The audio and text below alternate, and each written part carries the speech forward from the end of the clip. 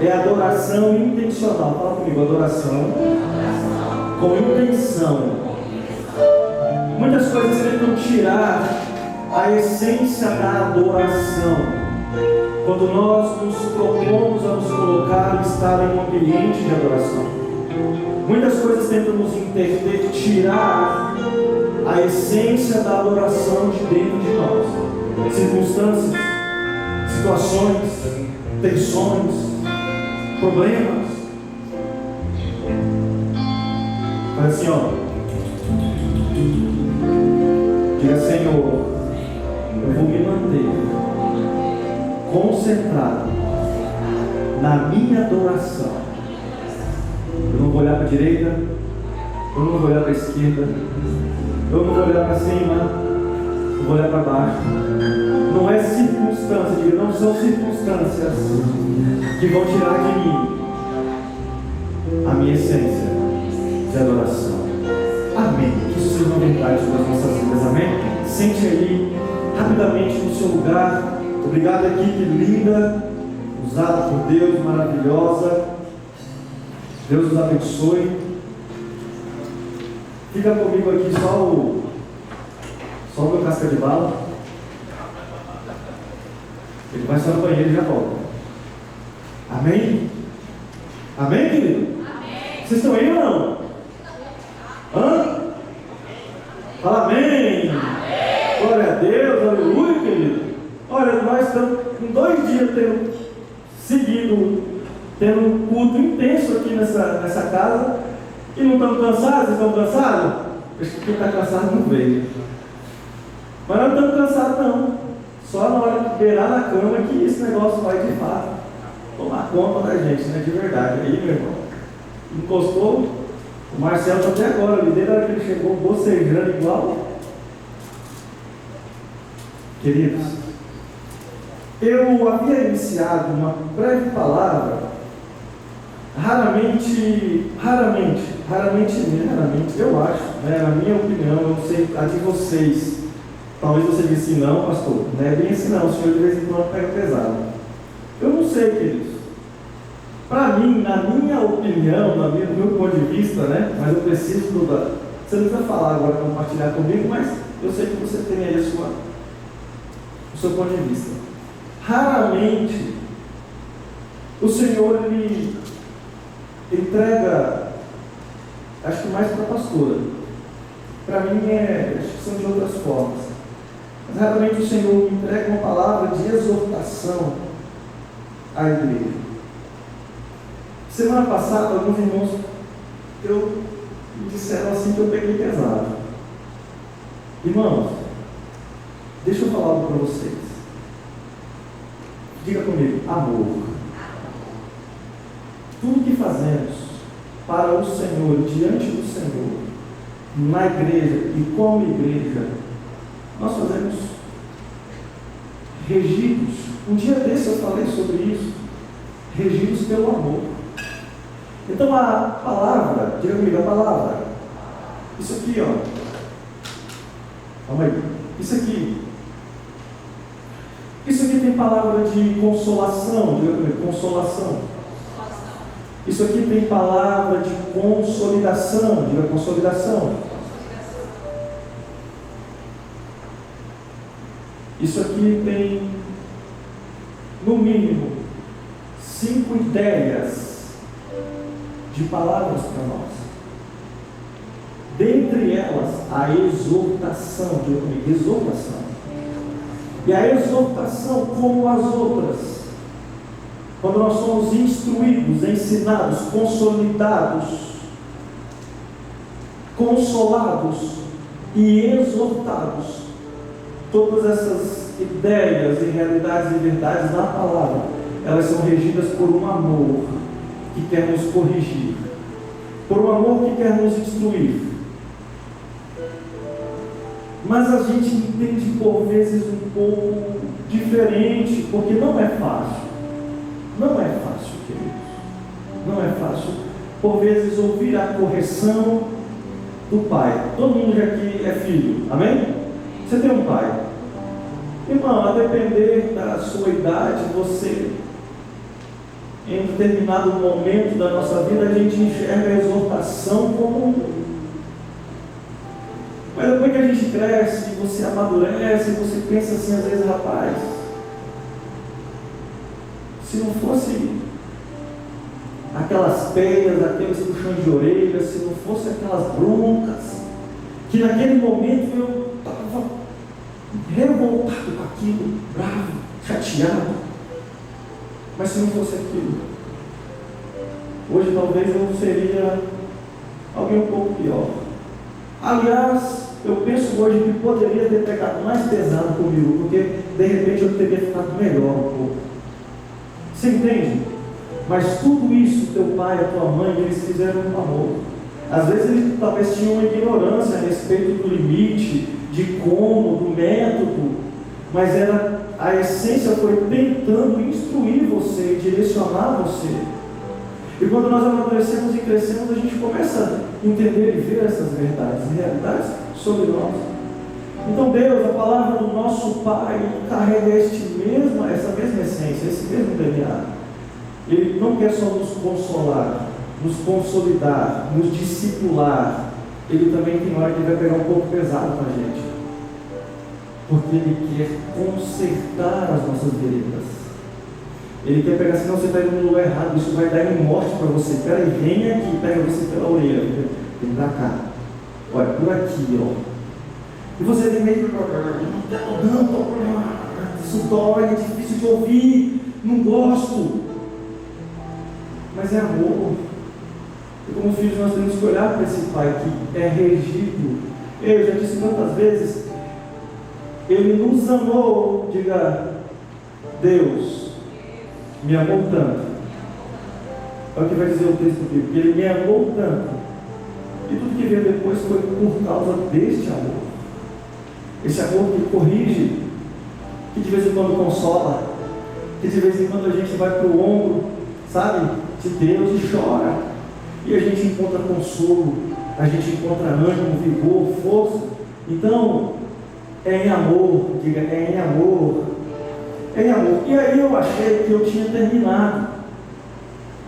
Eu falei assim, eu acho que eu até disse para vocês. A gente vinha numa série de frutos que permanecem. Eu falei, queridos, é a última mensagem a respeito disso.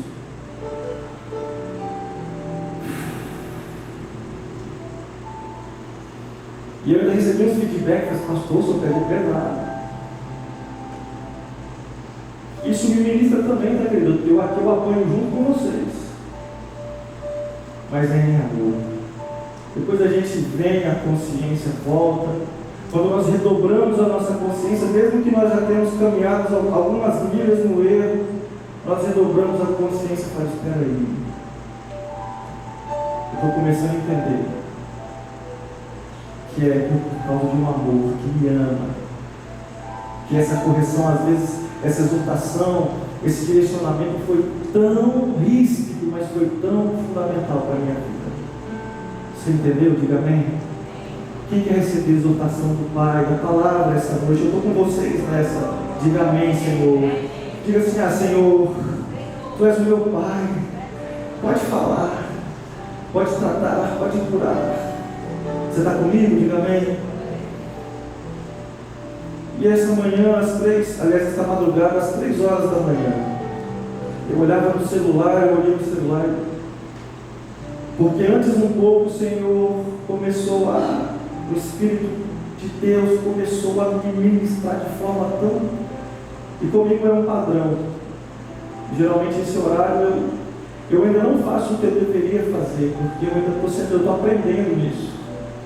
Mas eu deveria levantar, já fiz algumas vezes, mas é difícil, irmão. Olha comigo. É difícil, porque 2 horas da manhã, 3 horas da manhã, irmão, as minhas melhores pregações, eu nunca consegui compartilhar com vocês.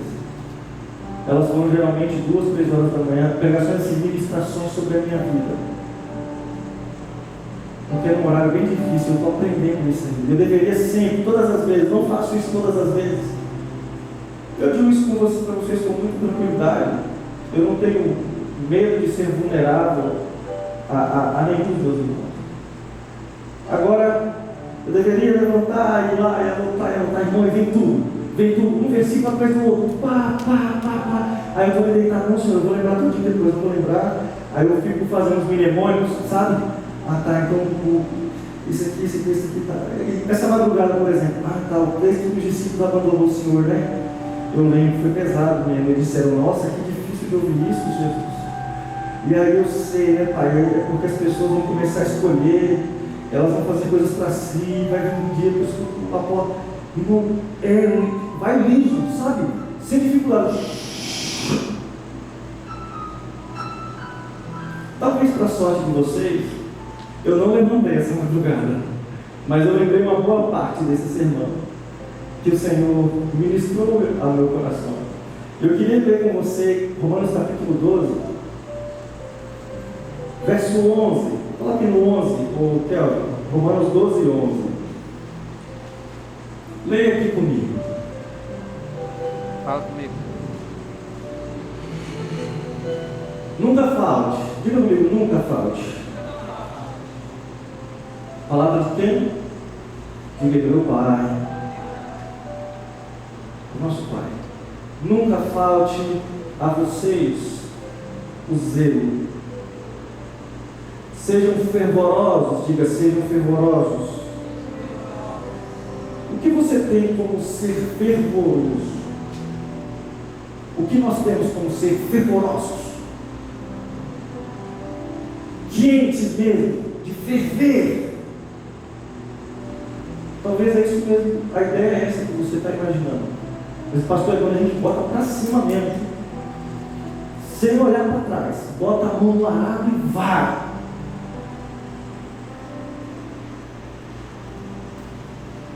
O termo zelo, ele aponta na sua raiz etimológica frieza.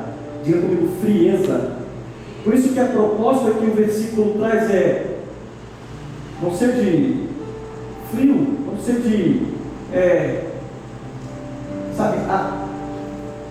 anêmicos, tardios, sabe? Não ser daqueles que faltam vontade, não seja daqueles que fazem pouco caso, não seja daqueles que são indiferentes. Não falte zelo. Sejam fervorosos no espírito, sirvam ou no serviço ao Senhor. Diga amém. Pastor, não vai sair coisa boa daí, né? Vai, não é muito bom que vai sair aqui. Isso é a palavra de Deus para as nossas vidas. É a palavra de Deus. Não sejam frios, indiferentes, sabe, daqueles que não se esforçam. Não, sejam fervorosos no vosso serviço ao Senhor. Por isso eu quero falar com você essa noite sobre frieza espiritual. Irmão, eu iniciei a mensagem do domingo passado com uma pergunta e eu a faço e a repito hoje: por que nós? Eu até dei a vocês um culto que eu havia assistido, dei um exemplo a vocês a respeito de um culto que eu havia assistido naquela semana de uma grande igreja, e eu observei algo que me entristece muito: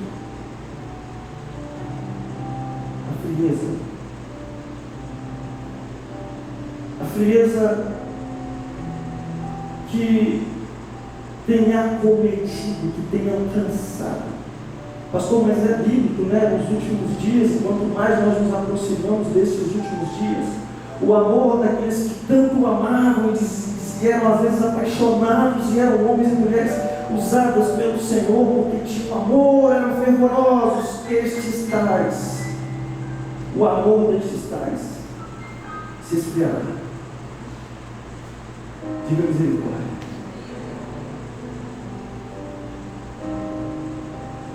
E eu, inspirado inclusive por uma palavra do nosso apóstolo René,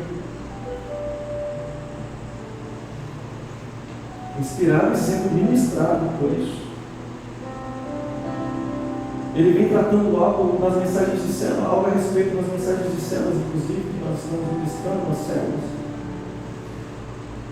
Dizendo sobre um texto de Oséias que diz: o meu povo, palavras do Senhor, através do profeta Oséias, o meu povo está sendo destruído. Você pensa que Deus diz isso com algum tipo, com um sentimento que você acredita que sai do coração de Deus quando Ele diz: o meu povo está sendo destruído? Para você ter uma noção, você gosta de ver o que é seu sendo destruído? Vamos deixar mais ou menos compatível aqui com a situação de Deus, tentar se aproximar mais perto disso? Os teus filhos, a tua família, os teus, o povo que Deus te deu, os teus familiares, você tem prazer em vê-los sendo destruídos? A ideia é essa: o meu povo foi destruído porque lhes faltou o conhecimento.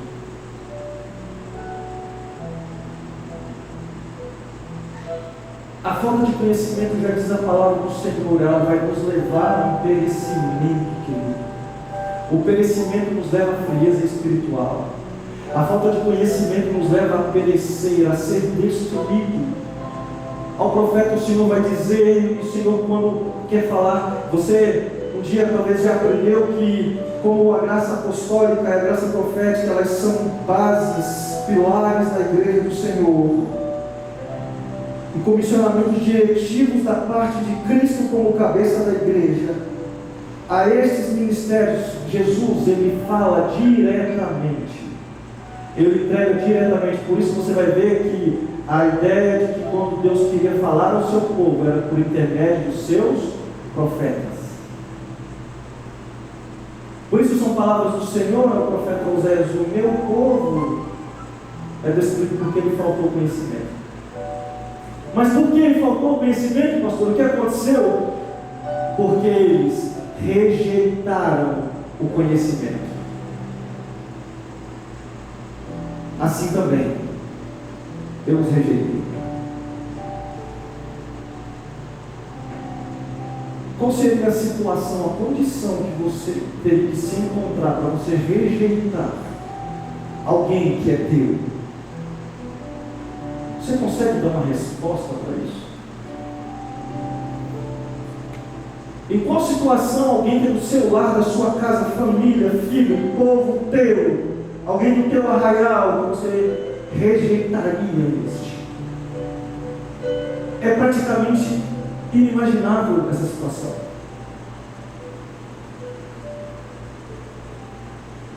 Mas ela diz a palavra do Senhor: o meu povo antes me rejeitou. Eu tentei instruí-los, eu tentei exortá-los, eu tentei direcioná-los à luz da minha palavra. E palavra, irmão, por mais que às vezes ela seja amarga, por mais que às vezes ela não bata com a nossa ideia e o nosso coração, não confie no seu coração, confie na palavra. E mastiga aquilo, mesmo que seja amargo, até aquilo se tornar remédio para a sua vida, para as nossas vidas. Mas o Senhor tentava dar conhecimento ao seu povo, e o seu povo rejeitava a instrução, a exortação e tudo que a palavra é para nossas vidas. Por quê? Porque o povo já não tinha mais prazer pela presença. O prazer pela presença se foi. Outras vaidades entraram no coração e na mente, outras vaidades entraram. O foco se perdeu, o olhar pela presença, a prioridade pela presença, o governo do Espírito.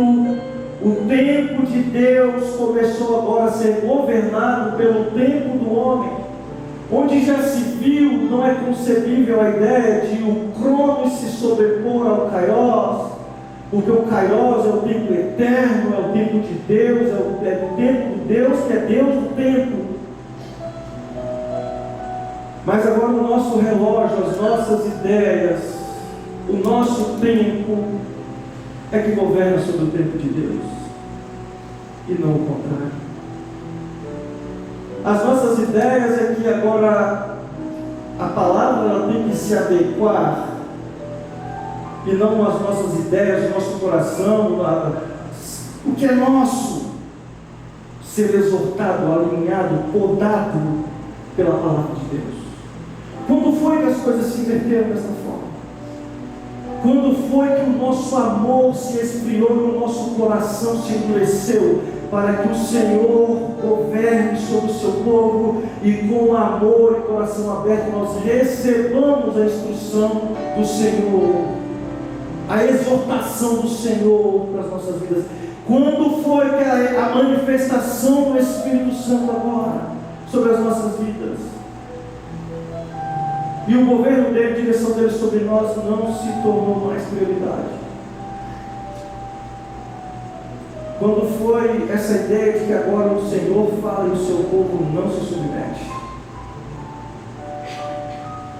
Onde chegaremos, para onde iremos como povo de Deus nessa direção? Os cultos agora eles precisam ser mais fabricados. As pessoas agora, para elas de alguma forma, elas têm que nos agradar, elas precisam ser confeccionadas, fabricadas segundo a nossa ideia.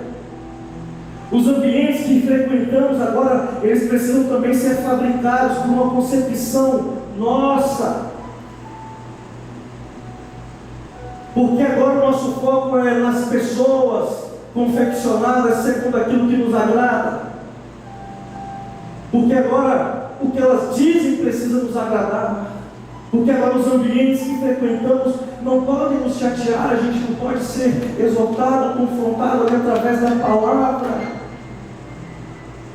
Agora há muito foco em coisas, ambientes, pessoas e pouca concentração que deveríamos estar concentrados. Diga comigo, na palavra. Porque é a palavra que traz conhecimento, e esse foi o erro. Esse foi o erro que o Senhor Deus vai dizer ao seu povo através do profeta Oséias: vocês foram destruídos porque faltou vocês receberem de bom grado a minha palavra.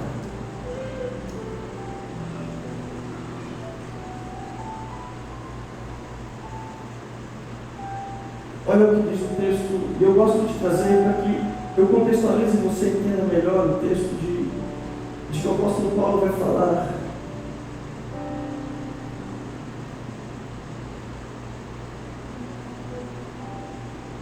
Você conhece bem esse texto. Na presença de Deus e de Cristo Jesus, que há de julgar os vivos e os mortos, por sua manifestação e por seu reino, eu os exorto solenemente. Eu os exorto solenemente. Pregue a palavra. Esteja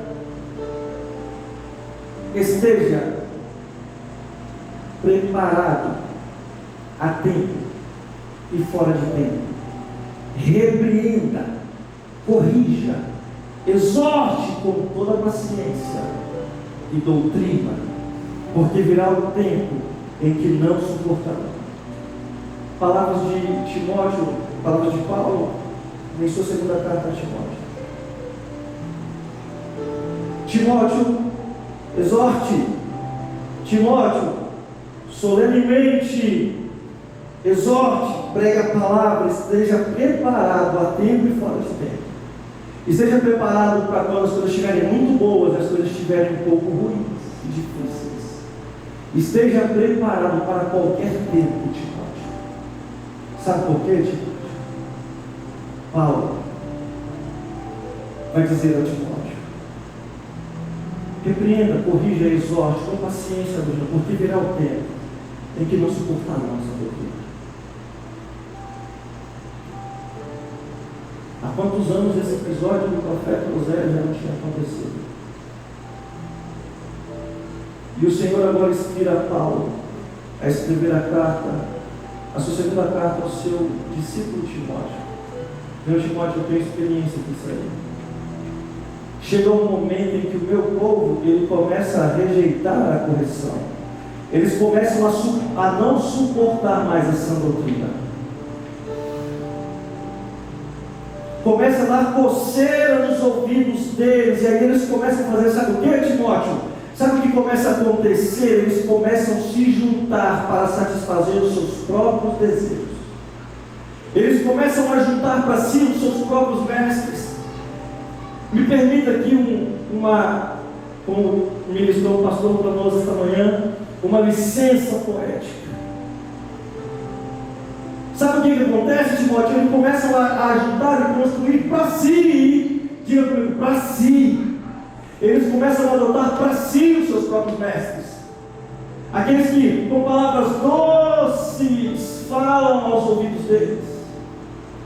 Eles começam a juntar para si os seus, confeccionar para si os seus próprios ambientes.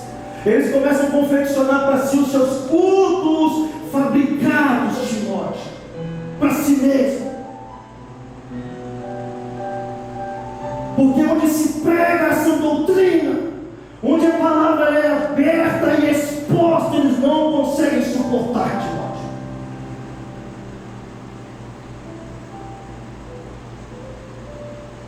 E eles começam a ir em busca de onde não dói, de onde a palavra não confronta, de onde a minha palavra não é pregada, Timóteo.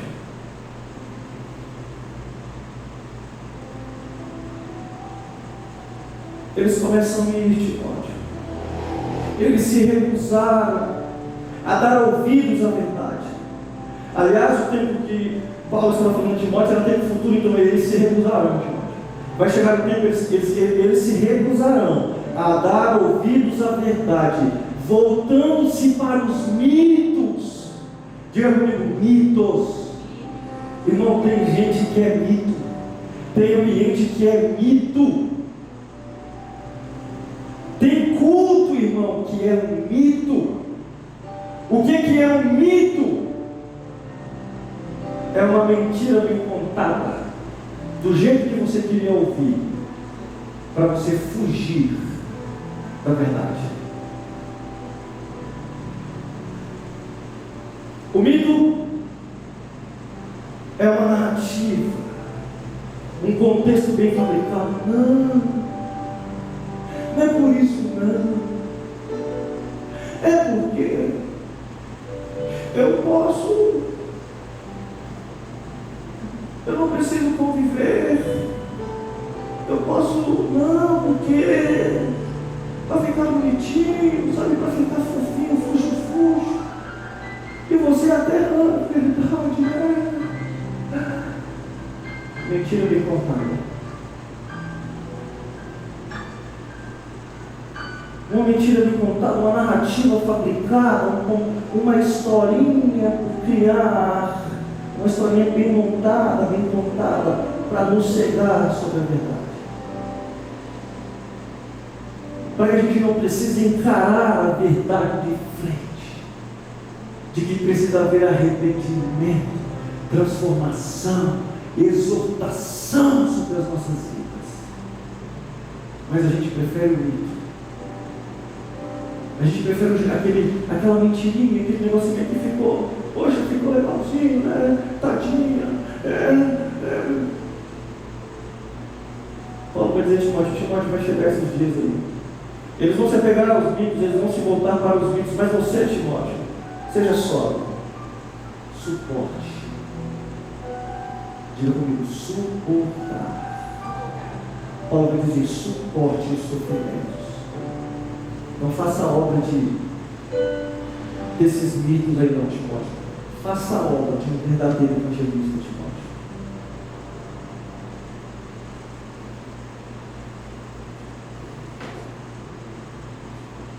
Prega plenamente.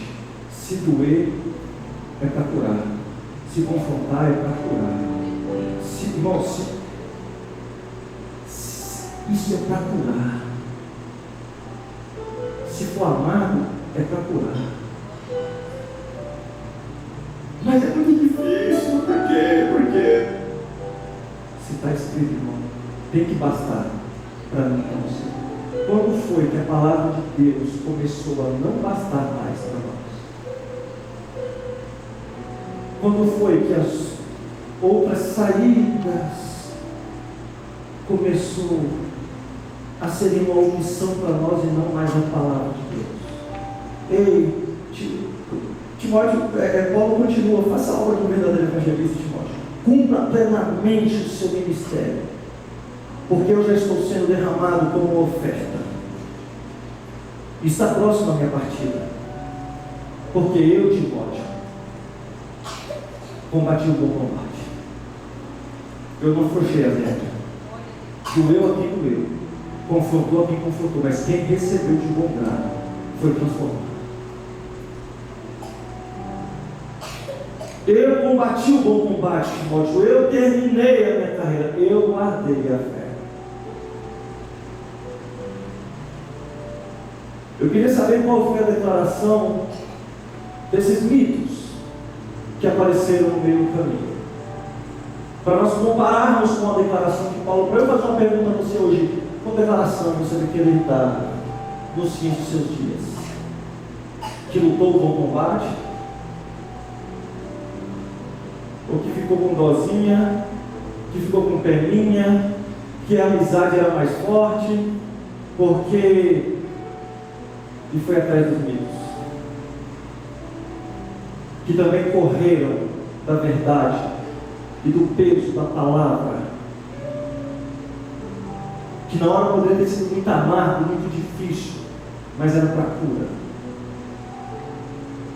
Uma igreja, querido, onde a palavra é aberta, onde a palavra é exposta, onde ela é ensinada, mesmo que confronte, e é para confrontar, mesmo que mexa, e é para mexer, mesmo que doa, e é para doer, é para que nunca mais nós perdamos a concentração, os olhos fitos naquele em que nossos olhos precisam estar fitos, para que nós terminemos os nossos dias e possamos dizer: eu combati um bom combate, eu não fugi da verdade, doeu, foi amargo, fui doído, foi difícil, mas eu permaneci, e a minha vida e a minha realidade foi transformada. E dizer como Paulo: eu combati um bom combate, eu guardei a fé, eu terminei a minha carreira.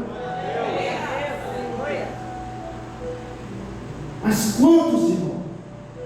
Quanto? Porque em vez de abrirem mão da sua individualidade, mas é porque eu tenho um probleminha com fulano, eu tenho uma situaçãozinha com ciclano, é que isso aqui eu não concordo muito, é que isso aqui, irmão, aproveita o bonde e vai correr atrás de mito.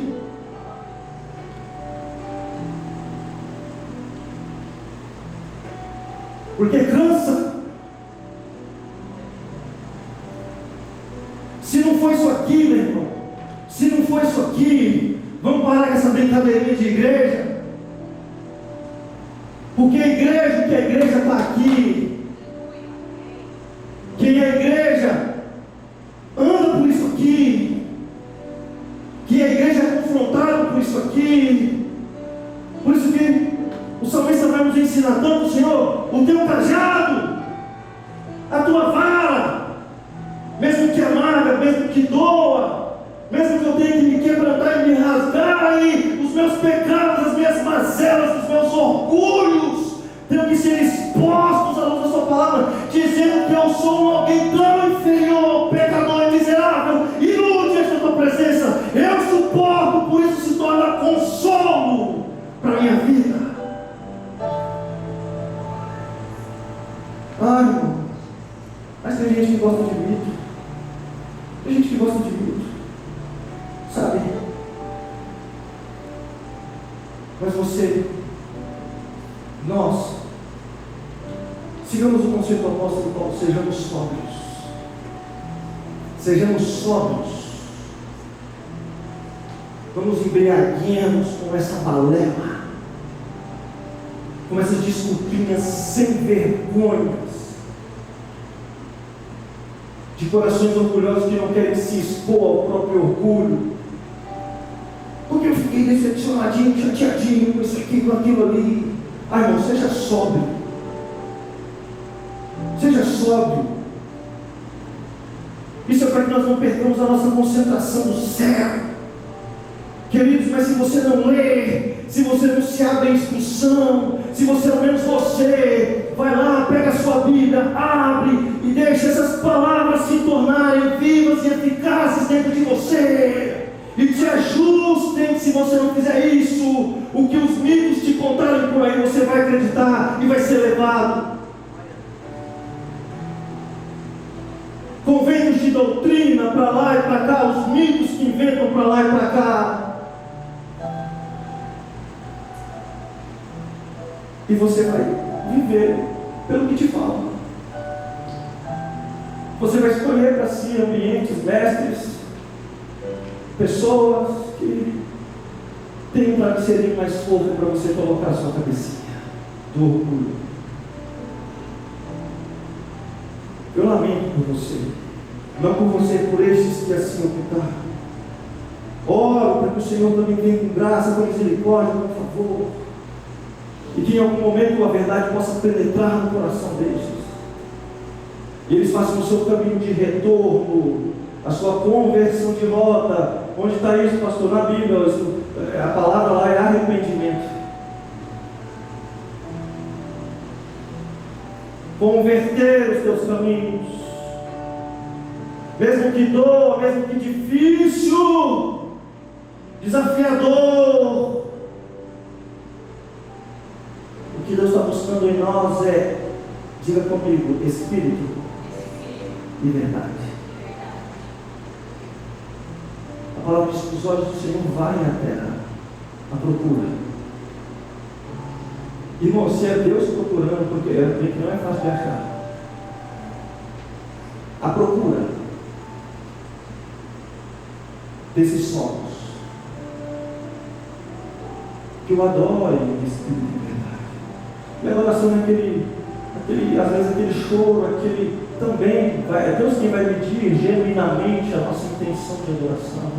Mas a adoração é quando esse negócio aqui for um tapa na nossa cara, do nosso orgulho. A gente diz assim, está certo, eu preciso mudar. É o meu coração que está duro. É porque tem frieza espiritual dentro de mim. E eu tenho que ser transformado. Meu irmão, isso vai ser extraordinário na vida destes. Extraordinário.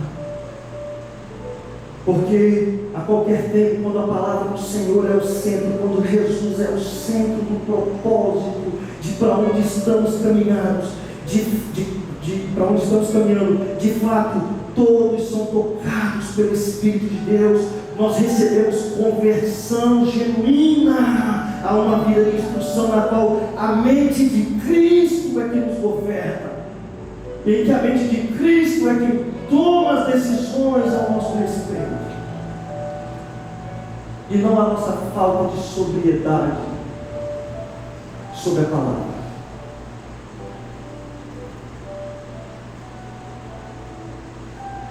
E aí nós ficamos procurando ambientes mais confortáveis. A gente fica procurando pessoas, como eu disse, mais fofinhas um pouco com a gente. A gente fica procurando lugares em que nós vamos nos encaixar um pouquinho melhor.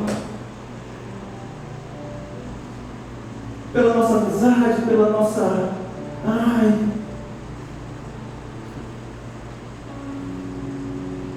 Quando o segredo não é sobre um ambiente, é uma atmosfera. Irmão, é uma atmosfera. Nós queremos ficar buscando suprir as nossas necessidades em fontes erradas. A palavra do Senhor a palavra do apóstolo Paulo, inclusive, meu Deus suprirá todas as vossas necessidades. Só que tem necessidades que você vai amargar que ela seja suprida. Que é a necessidade de você abrir mão do seu orgulho, é a necessidade de nós abrirmos mãos da nossa frieza espiritual, do nosso endurecimento de coração. Esse irmão, esse ambiente, esse lugar foi bom para mim até hoje, mas agora eu estou decepcionado, eu estou partindo para escolher o meu próprio mestre, o meu próprio ambiente, as pessoas que me amam. Senhor Jesus amado. Irmão, aproveita o bonde. Porque isso aqui diz que as nossas necessidades, e a gente leva essa necessidade para aquilo que está faltando, às vezes, de dinheiro, de conquista disso, de conquista daquilo. A conquista, irmão, é sobre um caráter, segundo o caráter de Cristo. Essa é a nossa maior e principal necessidade, de receber confronto no nosso caráter, de que nós somos desistentes, nós somos omissos, que nós somos pecadores, necessitamos de arrependimento das nossas mazelas.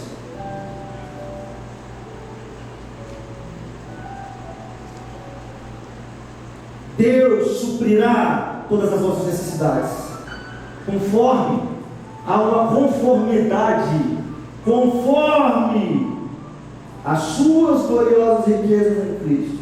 Mas tem coisa em Cristo, que é qualitativo de Cristo, como um caráter santo, íntegro, reto, que vai ser difícil de descer, irmão, na nossa goela, mas nós vamos ter que suportar. Vai confrontar, vai doer, vai arder, mas vai transformar. Jesus não morreu na cruz para dar uma melhoradinha na nossa vida. Eu já disse com você, Ele morreu para transformar quem somos naquilo que Ele é. Isso não vai ser só doce, não. Vai ter momentos que vão ser difíceis. Mas Paulo vai dizer: não afrouxa não, Timóteo. Faça o trabalho de um bom evangelista. Não cai nesses mitos por aí, não. Persevera. Esteja pronto. Apto, a tempo e fora de tempo. Porque o Senhor suprirá todas as suas necessidades. O Senhor suprirá todas as necessidades da sua igreja. O Senhor suprirá todas as necessidades do povo que se abriu à exortação e confronto e consolidação e também consolação e tudo que a palavra tem para trazer clareza e transparência. Agora nós precisamos entender que a nossa busca não é por ambientes, não é por pessoas, não é por cultos fabricados que nos agradam, meu irmão. É por uma atmosfera de adoração. Por isso, preste atenção no que a palavra vai apresentar. Venha a nós o teu, e o que é do reino. Deixa eu te lembrar que o que é do reino, essa mesma Bíblia vai dizer que é tomado à força. É tomado, é suado, é difícil de suportar, porque vai ter momentos que nós vamos pensar que estamos abandonados.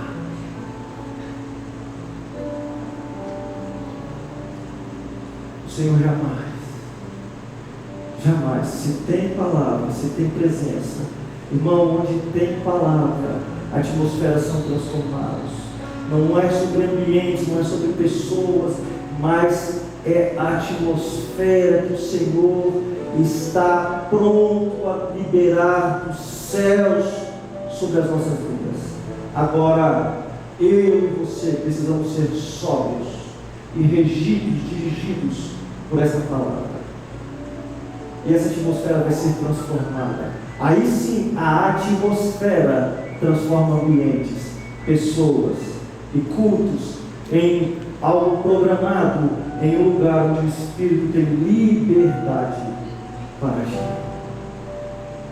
Fica tudo por conta do Espírito. Irmão, nós estamos na era do conhecimento. Onde você quiser aprender, faculdade você faz por internet. Qualquer assunto que você, ou quase todo, e qualquer assunto que você joga na internet, você vai lá e você tem pelo menos uma noção do que é aquilo. A era do conhecimento acessível, fácil, barato, é a era da ignorância espiritual. É a era da frieza espiritual. Conhecemos muito, temos muito acesso, sabemos muito, praticamos pouco. Isso é insanidade espiritual, irmão. Irmão, se está escrito aqui, suportarmos uns aos outros, amarmos uns aos outros, é assim que tem que fazer, é assim, nossa, que legal, mas eu vou fazer diferente. Nécio! Isso é insanidade. É caminho de morte.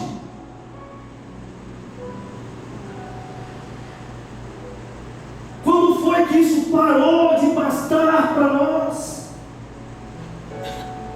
Nécio! Pecando. E a gente fica focado em alguns tipos de pecado, né? Nossa, homossexualidade, nossa, prostituição, nossa, isso, nossa, aquilo. E esse pecado aqui? Passa pano? E esse aqui, dessa insanidade espiritual que temos vivido? E esse aqui, isso aqui, a palavra é: mas agora, porque vocês se vangloriam das vossas próprias presunções de conhecimento, essa agora é maligna, diz o Senhor. Aquele, pois, que sabe o que tem que fazer e não faz, também comete pecado. Irmão, isso é insanidade espiritual.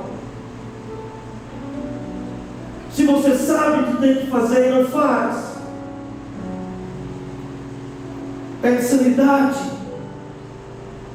Entre teoria e prática, nós precisamos ser praticantes da palavra.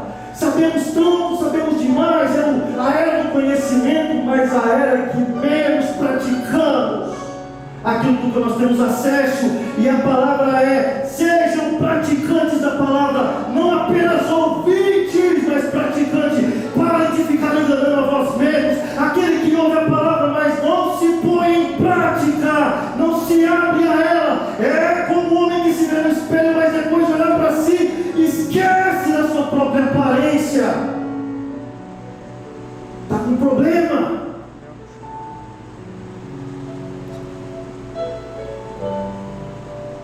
Por isso é um posicionamento que nós necessitamos. Um posicionamento de prática. Obrigado, meu. Um posicionamento de prática na vida dos homens e mulheres de Deus, igreja do Senhor, porque a ordem é do Senhor através do seu profeta. Conheçamos então, diga comigo então, eu conheci, diga eu conheci, eu recebi o conhecimento. O que eu faço agora? Prossiga em conhecer o Senhor, porque a sua saída é como alva. E não tem coisa que parece que não tem saída, mas se formos fiéis, fazermos o trabalho de um bom evangelista, como diz o apóstolo Paulo, a saída do Senhor virá, e a saída do Senhor é como a alva, e ela é certa. Ele virá como a chuva sobre nós, e como chuva serôdia que rega a terra, e o tempo de florescer chegará sobre as nossas vidas. Porém, somos na palavra.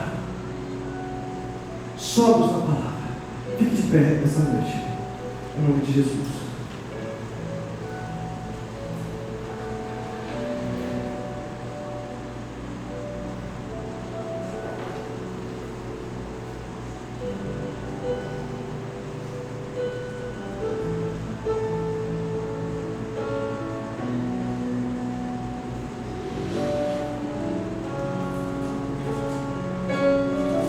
Nós irmos aos nossos lares essa noite, irmão, pelo amor de Deus, pelo amor de Deus, é com muito amor que eu vos digo isso, é com muito amor, é com muito respeito, com muito carinho, até porque isso também exorta o meu coração.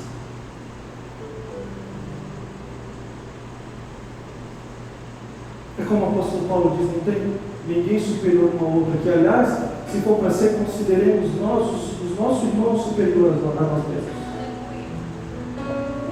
Por isso todos aqui recebemos exortação como filhos de Deus. Irmão, não tem,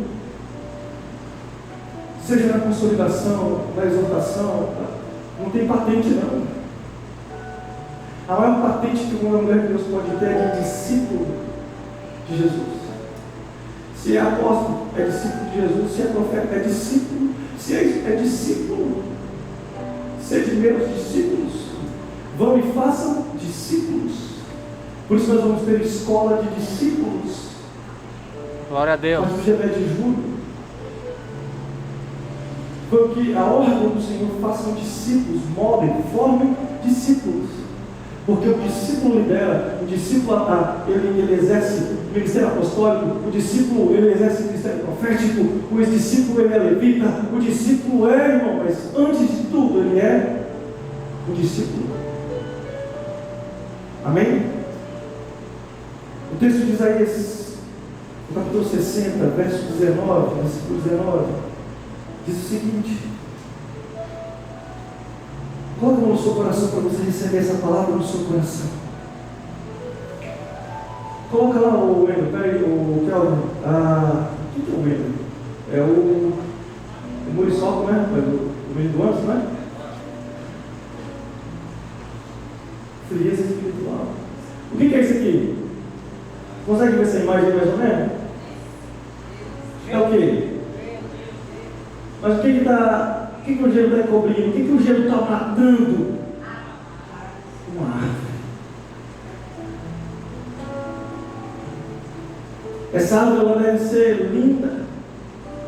Talvez não seja o caso, mas uma árvore ela tem que dar fruto. Uma árvore ela tem que cumprir o propósito dela. Uma árvore ela tem que ser aquilo que o Senhor propositou para que ela seja. Mas com toda essa frieza aqui, meu irmão, vocês entenderam agora como eu coloquei a árvore coberta de gelo? É mesmo, pastor? Eu não sou muito criativo nessas coisas, mas desmonta algumas coisas, quebra o galho. Olha o que o texto de Isaías vai dizer. O sol, diga com o sol, não será mais a sua luz somente de dia, e você não terá mais o brilho do luar, porque o Senhor será a sua luz para sempre. O Senhor será a sua luz. Entenda, o Senhor será o seu sol, o Senhor será a sua lua. Você não vai precisar buscar aquilo que só o Senhor pode lhe dar.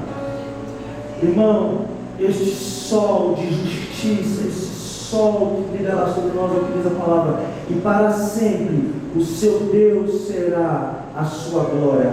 O seu sol nunca se porá e a lua nunca desaparecerá, porque o Senhor será para sempre a sua luz, e os seus dias de tristeza terão fim.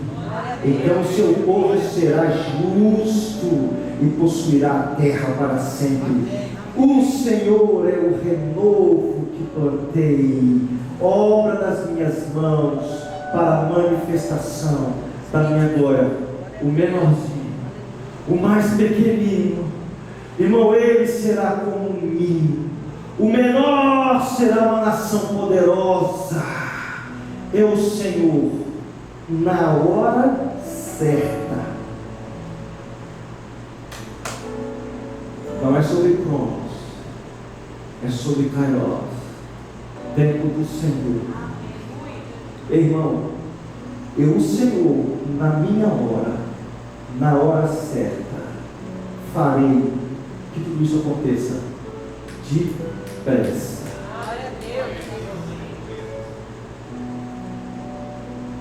Por isso que, de fato, irmãos, que confiam e caminham à luz desse sol, à luz dessa lua, para sempre, eles renovam as suas forças. Por isso que caminham de acordo com essa palavra. Eles não oscilam para a direita e para a esquerda. Eles não vão e são levados por todo vento de doutrina, e nem enganados por homens astutos, que com maldade levam muitos ao caminho da morte. Mas os que confiam nisso aqui, como diz o texto, são como os montes de Sião. Não se abalam não. Não me abalo não, meu irmão. Eu não me abalo não, meu irmão. Eu confio, porque eu sei que na hora certa o Senhor fará florescer. Eu não sei para você, mas para mim, Isso basta. Se a figueira não florescer, se a videira não der fruto, se não for, ainda assim, eu louvarei ao Senhor. Ainda assim nós louvaremos ao Senhor e permaneceremos na missão que Ele nos deu. Coloca a mão no seu coração. Senhor, consolida, Pai, essa palavra nos nossos corações. Sabemos que em amor o Senhor nos instrui, nos consolida, nos edifica e também nos exorta. Espírito Santo, aperfeiçoa essa palavra nos nossos corações. Tu és aquele que dá vida e traz revelação sobre a palavra do Pai, porque Tu és o Espírito do Pai. E que nós sejamos ainda mais edificados, consolidados, instruídos e exortados, porque a Tua palavra, Senhor, o Teu cajado, Senhor, Ele é consolo para aqueles que são filhos, discípulos do Senhor. Levante sua mão, pelo amor de Deus, nosso Pai. A graça do vosso Senhor e Salvador Jesus Cristo, e as consolações e as exortações do Espírito Santo. Eu cheguei nessa consolação, pastor, e exortação também. Seja sobre vós que você as receba de bom grado. Como diz a palavra do Senhor, paz e prosperidade sobre os homens de boa vontade. Que você seja contado assim em nome de Jesus. Um beijo no seu coração, até o nosso próximo encontro. Shalom.